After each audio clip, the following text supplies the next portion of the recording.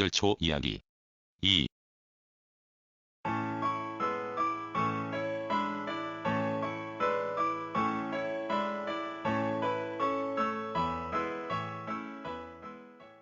멀리서 보면 코스모스를 닮은 것 같기도 하나 코스모스가 알록달록한 반면 그건 오로지 흰색이므로 다르다.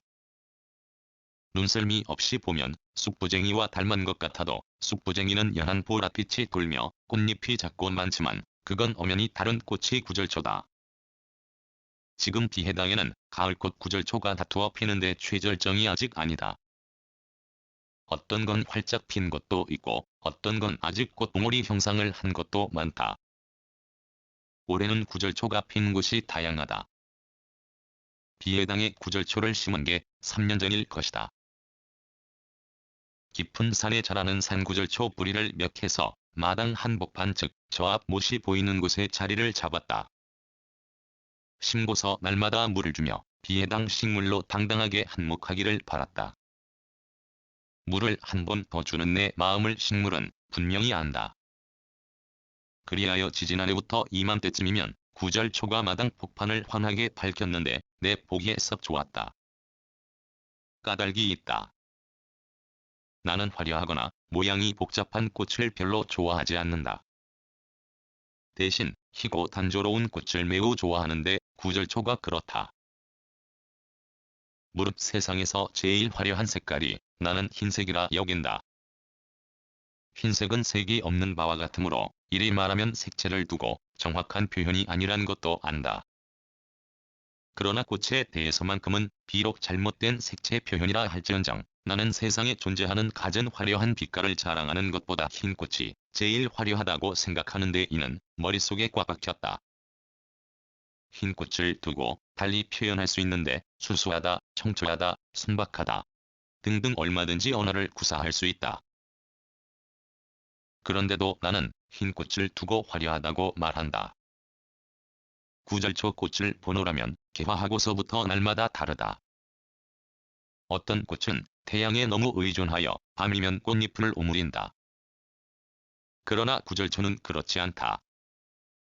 다만 이것도 낮에는 태양을 따라 도는 경향이 있고 그늘을 꺼린다. 그늘에서는 키가 제대로 자라지 못한다. 처음에 심었던 마당 복판 왼쪽 단풍나무 밑과 그 아래 비닐하우스 두 곳을 돌며 곳 구경한다. 짙은 안개가 끼어 한 채 앞이 보이지 않는다. 이런 날씨에는 외려 화려한 꽃이 안개에 묻혀 색깔이 탁해 보이지만 구절초는 더 하얗게 보인다. 구절초다 따지면 흰 꽃이 아니다.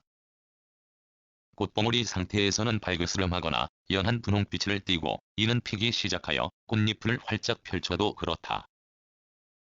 그러다가 점차 새하얗게 변한다. 게다가 구절초는 한꺼번에 피어 한꺼번에 지지 않는다. 이 현상으로 말미암아 구절초 꽃무리는 분홍색이 들어가 있음에도 나는 흰 꽃이라 한다.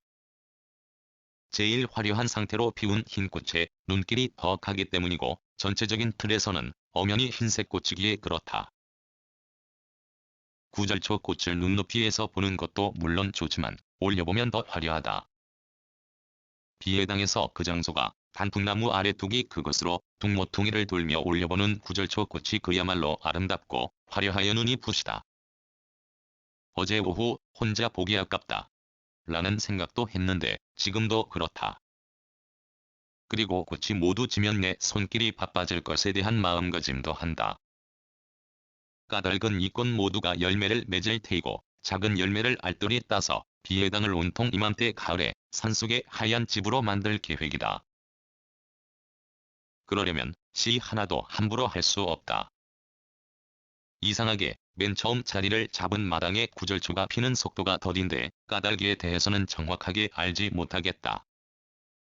여러 해살이 푸른 늙을수록 위용을 드러내건만 어쩌면 구절초는 그에서 벗어나는지 모른다.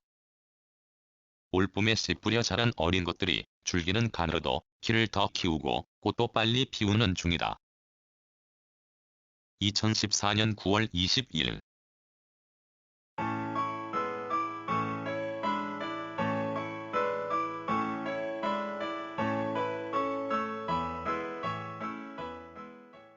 글, 모든 것으로부터 자유인, 무학. 낭독, 글 읽어주는 강지식. 들어주셔서 고맙습니다.